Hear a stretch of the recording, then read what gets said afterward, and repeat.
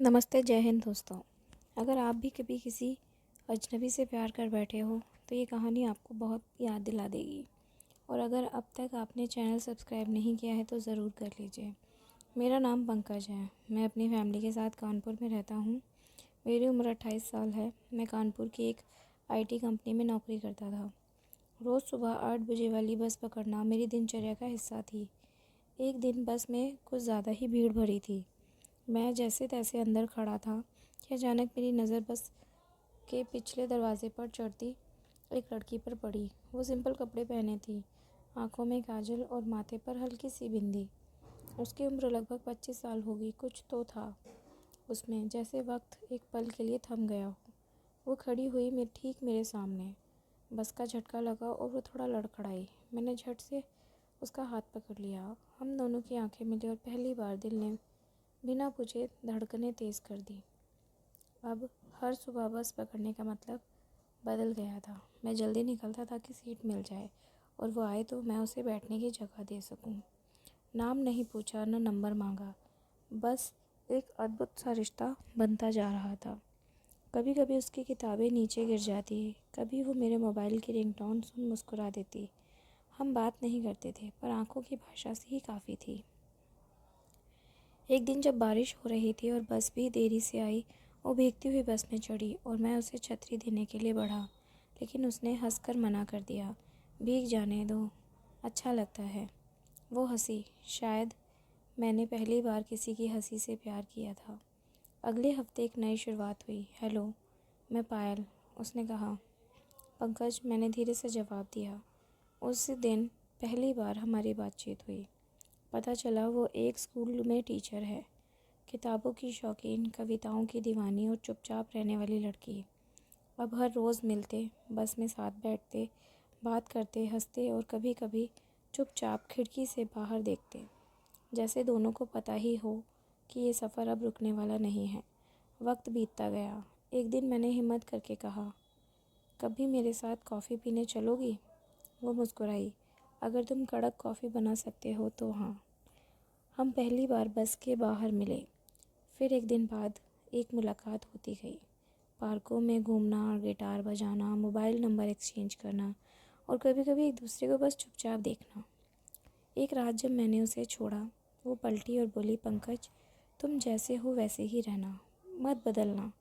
उसकी आवाज़ में कुछ था, जैसे वो किसी दर्द को छुपा रही थी। कुछ दिनों से पायल थोड़ा अलग सी लग रही थी। फ़ोन कम उठाना, बस में देर से आना और चेहरे पर थकान। मैंने पूछा, सब ठीक है ना?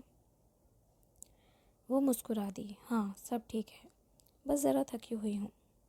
पर मुझे पता था कुछ तो है जो नहीं बता रही। एक दिन उसने आना बंद कर दिया। मैं रोज़ बस स्टॉप पर खड़ा रहता, लेकिन वो नहीं आई। ना फ़ोन, ना मैसेज। 6 दिन बाद मैंने उसके स्कूल जाकर पूछा। पता चला कि वो छुट्टी पर है। घर का पता लिया और पहुंच गया। वहाँ जो देखा मैं हिल गया। वो बिस्तर पर लेटी थी, चेहरे पर हल्की मुस्कान, लेकिन बेहद कमज़ोर। उसकी मम्मी ने बताया उसे ब्लड कैंसर है। तुम क्यों आए? पायल ने पूछा। मैं नहीं चाहती थी कि तुम मुझे इस हालत में देखो। मैंने उसका हाथ पकड़ लिया। जब पहली बार बस में तुम्हारा हाथ थामा था, तब भी तुम्हें नहीं जानता था, फिर भी नहीं छोड़ा था। अब कैसे छोड़ दूँ? उसने रोते हुए मेरा चेहरा छुआ। तुम्हारा प्यार मेरी सबसे बड़ी ताकत है पंकज, लेकिन शायद ये सफ़र यहीं ख़त्म होने वाला है। मैंने उसकी आंखों में देखा। नहीं, हम अभी बहुत लंबा सफ़र तय करेंगे। मैं तुम्हारे साथ हूँ हमेशा। मैंने अपना सब कुछ छोड़ दिया, नौकरी, शहर, दोस्त, सब। बस वो और मैंने दिन रात उसकी सेवा की, हॉस्पिटल के बिस्तर से लेकर घर की खिड़की तक। मैंने उसकी हर सांस को अपनी दुआओं में रखा। डॉक्टर्स ने कहा उम्मीद कम है, लेकिन मेरे पास सिर्फ एक ही उम्मीद थी, प्यार। कई महीने ऐसे ही बीते। उसकी हालत कभी सुधरती, कभी बिगड़ती। वक्त जैसे थम गया था। उस दिन हॉस्पिटल की खिड़की से बाहर देखते हुए पायल ने कहा, पंकज, अगर मेरी ज़िंदगी की बस यूं ही रुक गई तो तुम फिर कब किसी से प्यार कर पाओगे? मैंने उसकी आंखों में देखा, जो अब भी उतनी ही चमक थी जितनी पहली बार बस में मिली थी। नहीं पायल, मैं फिर किसी से प्यार नहीं कर पाऊँगा, क्योंकि जो प्यार होता है वो एक बार होता है और मेरे साथ तो वो एक ही बस में हो चुका है। उसने कांपते हाथों से मुझे अपनी डायरी दी और कहा, अगर मैं ना रही तो इसे खोलना, इसमें मेरी हर वो बात है जो मैं कह नहीं सकी। मेरे आंसू उसके हाथों पर गिर गए थे, लेकिन वो मुस्कुरा रही थी। डरो मत, ये शायद अलविदा नहीं, एक छोटा सा ब्रेक है। हमारी कहानी में फिर आया वो दिन जब चमत्कार हुआ। डॉक्टर्स जो उम्मीद छोड़ चुके थे कहने लगे पायल की बॉडी ट्रीटमेंट पर रिस्पॉन्ड कर रही है। धीरे धीरे वो ठीक होने लगी। मैंने हॉस्पिटल के हर कोने में प्रार्थना की थी और शायद ईश्वर ने मेरी दुआ और मोहब्बत को सुन लिया था। 2 महीने बाद जब वो हॉस्पिटल से बाहर आई, उसने मेरा हाथ पकड़ा और कहा, पंकज, मुझे फिर से जीना है, लेकिन इस बार तुम्हारे साथ। हम फिर उसी जगह गए जहाँ हमारी पहली मुलाकात हुई थी, वही बस स्टॉप। मैंने देखा वही पुरानी लाल रंग की बस आ रही थी। मैंने पूछा, तुम्हें कुछ याद है?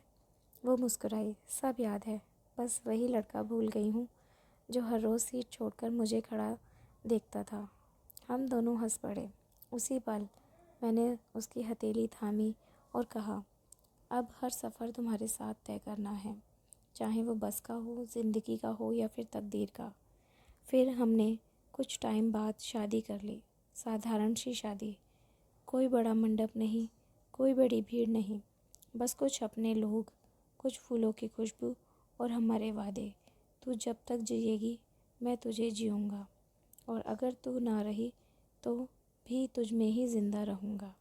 अब हम हर सुबह फिर उसी बस से ऑफिस जाते हैं।